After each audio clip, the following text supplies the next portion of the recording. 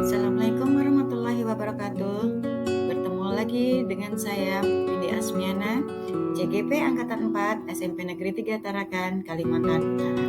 Sekarang kita berada di modul 2.A.3.9, koneksi antar materi, coaching. Coaching dalam konteks pendidikan. Coaching menjadi salah satu proses menuntun belajar murid untuk mencapai kekuatan kodratnya sebagai seorang pamong. Guru dapat memberikan tuntunan melalui pertanyaan-pertanyaan reflektif dan efektif agar kekuatan kodrat anak terpancar dari dirinya. Peran saya sebagai seorang penuntun atau seorang coach di sekolah.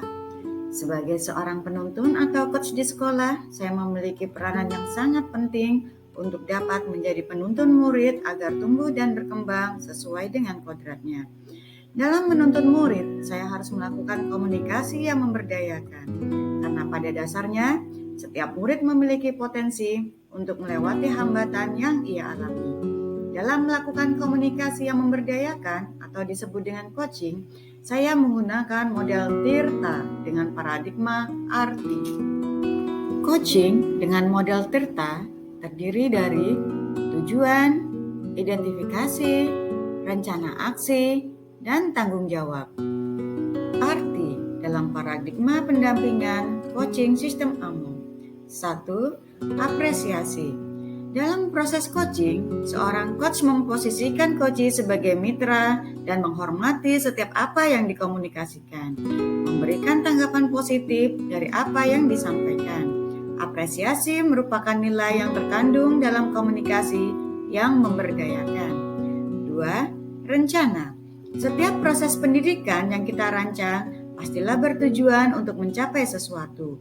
Begitu pula dengan coaching. Proses coaching dilakukan sebagai pendampingan bagi coachee dalam menentukan solusi dan menggali potensi yang ada dalam diri, yang kemudian dituangkan dalam sebuah tindakan sebagai bentuk tanggung jawab. Ketiga, tulus. Being present in the coaching session. Pada saat sesi coaching, seorang coach hendaknya tulus memberikan waktu dan diri seutuhnya dalam melakukan proses coaching, dengan sebuah niat dan kesungguhan ingin membantu coachee dalam pengembangan potensi mereka. 4. Inquiry. Dalam proses coaching, seorang coach menentukan agar coachee dapat menggali, memetakan situasinya, sehingga menghasilkan pemikiran atau ide-ide baru atas situasi yang sedang dihadapi. Proses coaching menekankan pada proses inquiry, yaitu kekuatan pertanyaan atau proses bertanya yang muncul dalam dialog saat coaching. Pertanyaan efektif mengaktifkan kemampuan berpikir reflektif para murid dan keterampilan bertanya mereka dalam pencarian makna dan jawaban atas situasi atau fenomena yang mereka hadapi dan jalani. Dalam pembelajaran berdiferensiasi dan sosial emosional. Dalam proses pembelajaran berdiferensiasi dan pembelajaran sosial emosional, guru berpihak pada murid.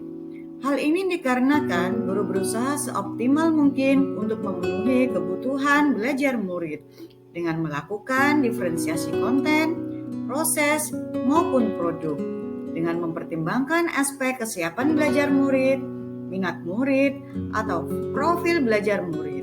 Selain itu, pembelajaran juga dilakukan dengan sosial emosional, sehingga murid dapat memiliki kesadaran diri, murid dapat mengenal emosinya, pengelolaan diri, murid dapat mengelola emosi, dan fokus untuk mencapai tujuan.